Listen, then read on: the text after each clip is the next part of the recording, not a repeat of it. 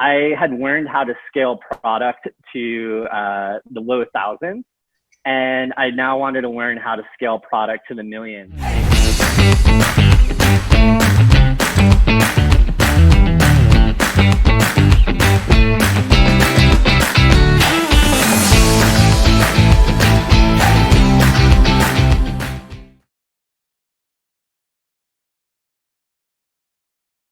Sean, thank you so much for being here on 20 Minute Leaders. Thanks for having me, Michael. We've known each other for many years, starting from the MIT Accelerator, from the days of Any Meal, which you so graciously advised. And we've been in touch since, and I recently visited you in Seattle. Give me the rundown. You've had a pretty fascinating experience all the way from a startup to Amazon to what you're doing now, more in the accelerator investment space. Talk to me a bit about your journey. Yeah, sure. So I really identified in grad school that I wanted to go and build a startup, but I didn't have a great idea. So unfortunately, I went back into what I was doing beforehand, which was management consulting. And that was great. About 9 months into that, something fell into my lap that was super unfortunate, which was a family member had passed away and they were running a pet boarding facility, a doggy daycare. And I went to go help my family manage that business. And in the process of doing that, I realized there was no good software to manage what was a very antiquated software for the entire industry. And the more I dove into it and the more I saw the pain points that my family members and our staff had while using the product, just lit a fire under my butt to say, I have to fix this. And so I spent the first 6 months just understanding the problem and talking to as many people about the problem as I could. I went to trade shows. I went to other pet boarding facilities. I talked to facility owners. How big is this problem, pet boarding? So in the US, there's over 10,000 pet boarding facilities, according to IBIS and various other market research companies. But there's many more grooming businesses and training companies, dog training, and things like that. So what was interesting about this space was that it actually flew under the radar from VCs, because even though there's 10,000 pet boarding facilities, the overall TAM for this market was literally like just a few $1 billion at the most. And that's the revenue generated from pet boarding facilities, not the revenue generated from software for these facilities. So it was a much smaller market. Right. So it really flew under the radar, and it wasn't given the attention it deserved because the average facility owner just was not technologically savvy, and they had relied on solutions that had been around for 20 years, most notably pen and paper or Excel. So continuing this journey of mine, I ultimately identified some co-founders that had a similar passion as I did, really more of an obsession in fixing this problem. And so I moved out to Boulder, Colorado, where my co-founders were based, and we founded a company called Ginger. Right. And how was that decision to move to Boulder, Colorado, instead of, coming to Palo Alto or SF or something of that sort? Yeah, so I had been going to Boulder my entire life. I knew this was where Techstars was born. There was a strong venture presence. Maybe not strong, but there was definitely like an angel presence there that was very entrepreneurial focused, and it was just a great startup ecosystem. So I was thrilled to be there, not to mention all the great outdoor activities that were there as well. Of course. So it fit really well. Long story short, without diving into all the details, because we only have 15 minutes or so, the company was acquired, and I moved out to Amazon. So I had learned how to scale product to the low thousands, and I now wanted to learn how to scale product to the millions. And so I made that leap into Amazon working for the home innovation team. Yeah. And during my time in the home innovation team, I noticed there was a ton of brilliant product managers and brilliant engineers who had startup ideas, but they never wanted to take the leap of faith and build that startup full time. And so here I was coming off of an acquisition, and I was really focused on paying it forward. I got involved with Techstars as a mentor to support other founders through the Techstars Seattle program, as well as the Techstars Alexa Accelerator. And I just wanted to continue paying it forward. And so what we did was, while at Amazon, we put together a group of people from Microsoft, Google, Amazon, all the big tech companies here in the Seattle area. And we said, what would you need to cut the cord and pursue your startup idea full time? And it really came down to three things. One, they wanted some level of mentorship. Two, they wanted some programming. And three, they wanted some resources, which can mean a variety of things. But if you boil that down, it really comes down to community. While you're stuck away in your cubicle somewhere, working super hard on solving a problem for a big tech company, it's hard to know where the resources are to help you with your startup. And that's where we came in. We provided the community support. So when you did leave, you had that support network. Interesting. So really, I mean, talk to me a little bit about this experience within Amazon, because it's not very common where you get to both to experience the three fields, both being a startup, an entrepreneur, and then a mentor for startups, but also working diligently within a company such as Amazon, which is obviously, one of the big companies that also has a lot of culture issues sometimes, or different ways it deals with culture. And there's a lot of things in that realm, right? Yeah, absolutely. I will say, people do have mixed feelings on Amazon and Amazon's culture. I personally loved it. The leadership principles that. So tell me about it. What was it like? Yeah. Yeah. So it was very entrepreneurial in my mind. I was on a team that had the word innovation in it. So we were literally coming up with new products to build for millions of people. And we really worked hard to identify and think about the customer and the customer's need, and what an amazing customer experience would look like, and how to delight the customer. And so everything I've done forward has really had that principle in mind in everything I do. But there's also a lot of other really great leadership principles that have carried through that I think are important for any startup founder. And it's the ability to dive deep. It's the ability to invent and simplify. It's the ability to disagree and commit with a co-founder. So, everyone from time to time can disagree with the co-founder, right? But you have to be able to move on past that. And sometimes that takes time. And Amazon was an incredible training ground to do that. Yeah, and getting to do that with products that are then going to be facing millions of potential customers is something that's pretty exciting. So where are you now? Tell me about your latest venture, which is actually helping dozens of entrepreneurs go their own path. Absolutely. So after doing these monthly meetup-like events here in the Seattle area for Venture Out, what we realized was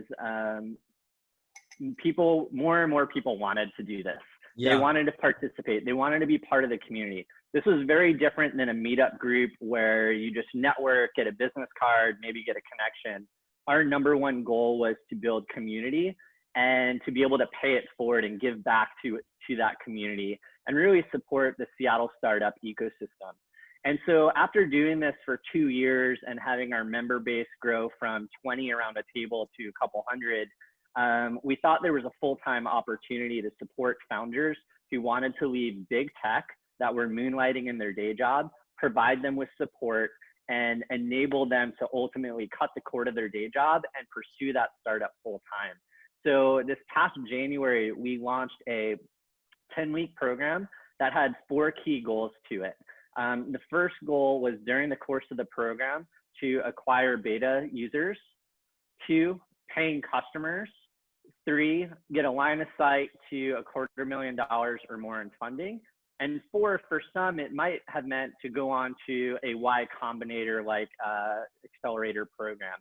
Now, if you could not accomplish any of those 4 in the 10 weeks, we hope the 5th goal happened, which was we're able to kill your idea in program. So you go back to your day job like nothing happened, but now you know the entire process. So But once how does you, that happen? Because they're not supposed to cut the cord while they're in their 10-week, right? that's right. So they're maintaining their full-time day job. This is what you might think of as like a part-time accelerator. So it was night and weekends. So they keep their day job. So we never want to compete with a YC or Techstars. We think those are amazing programs. I still support some of those programs here in Seattle, and I love the people behind them. But we're trying to provide something that's slightly differentiated. It's differentiated in 2 ways. One, it's focusing on employees in big tech who want to moonlight. And 2, this is night and weekend. So you keep your day job until you have the signal from the market that you can you have customers, you have users, and they want what you're offering.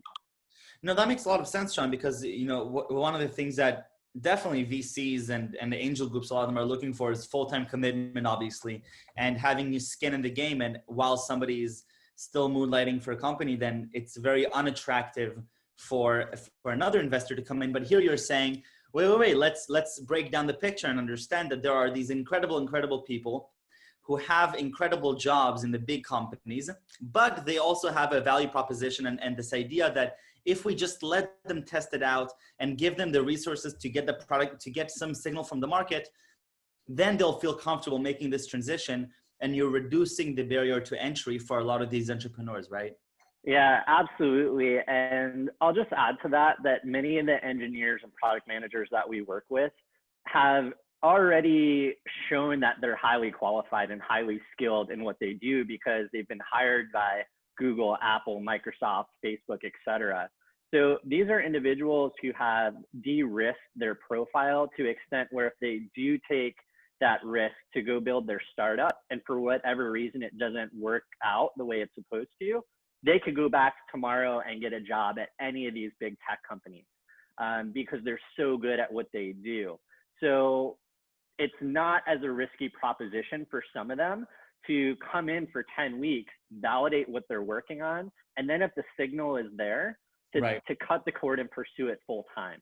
Definitely. And then, so what's your stake in this? Because you must be going into some sort of partnership with these entrepreneurs, right?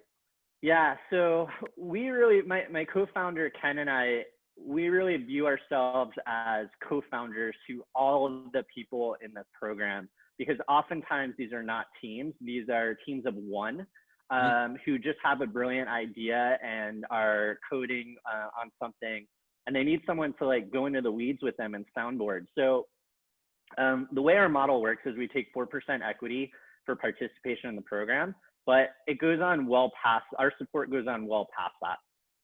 Okay, that makes a lot of sense. Now, but these are not necessarily even incorporated yet, right? So the 4% materializes when and if this becomes on a venture later on.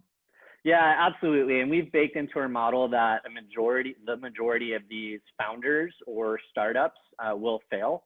But our number one goal with Venture Out is building community. And so we know that equipping them with the tools today, even if this doesn't work out in the future, they're going to come back around and either support other founders or come to us for support to work with us on their next one.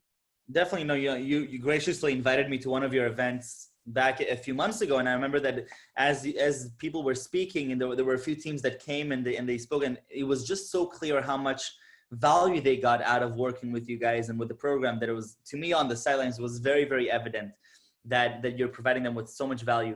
Give me a little bit of insight into what you've learned so far from working with these entrepreneurs and these founders. So there was one cohort that was in January, right? And how many people were there? Yeah, so we had 8 startups in that first cohort. We did a soft launch where we reached out primarily to the 50 plus mentors that are part of Venture Out to work with these founders. Yeah. And we relied on our network to provide us with inbound for applicants for this first program. And so out of those 8 startups, we had a couple that decided to hang it up. And we view that as a success, by the way, because they're now not spending the next year of their life building something that won't work. No, definitely. Yeah. And we have other startups that are now raising money, raising capital, they are acquiring customers. One is in the healthcare space called GeneMod. It's just very good timing for them with what they're doing to support those in healthcare. And that's been awesome to see. And so I think some of the key learnings, and these are things that you and I might have realized from the start, but while you're in a big tech company, you might not think about as much. This is almost like a second full-time job.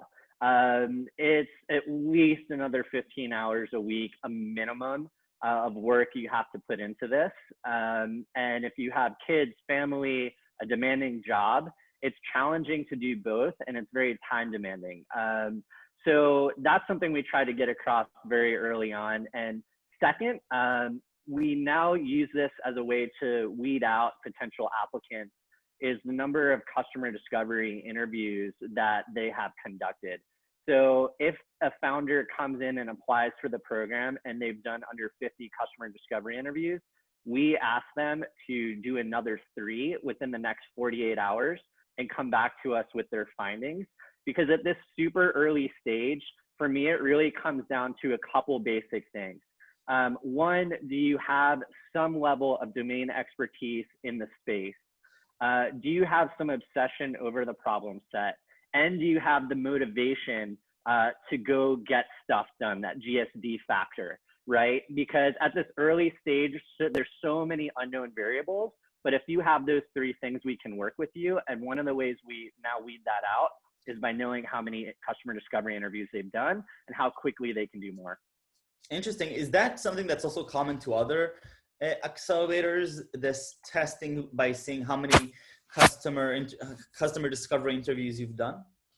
I don't know specifically. I will say, having worked with other accelerators, that they probably vet this out indirectly by understanding their hustle factor a little bit and their scrappiness. I also love founders that are super scrappy. Yep. And at my time at the Alexa Accelerator powered by Techstars, we talked to candidates there and asked them to go back and interview a couple candidates. And the ones who did that got a spot in the program.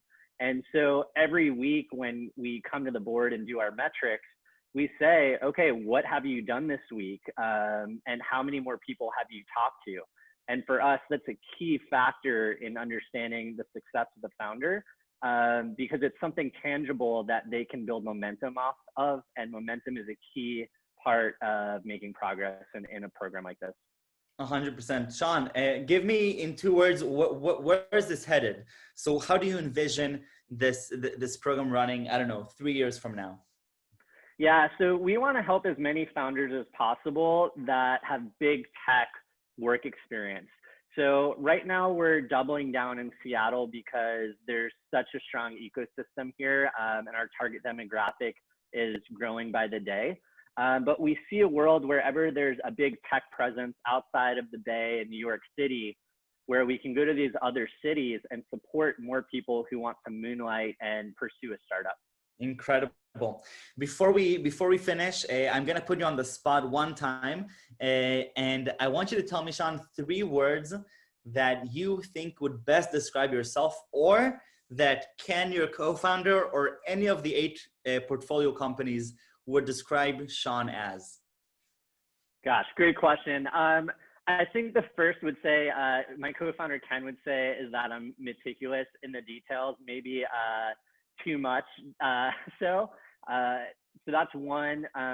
2, I think he would say that I'm a little bit more of a happy-go-lucky kind of guy, in that I try not to take life too seriously, because we're just, we never know how long we're here for, so we might as well enjoy the ride.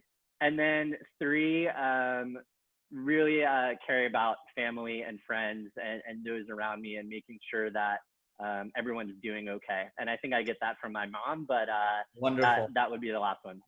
I love it. Sean, thank you so much. This was so great.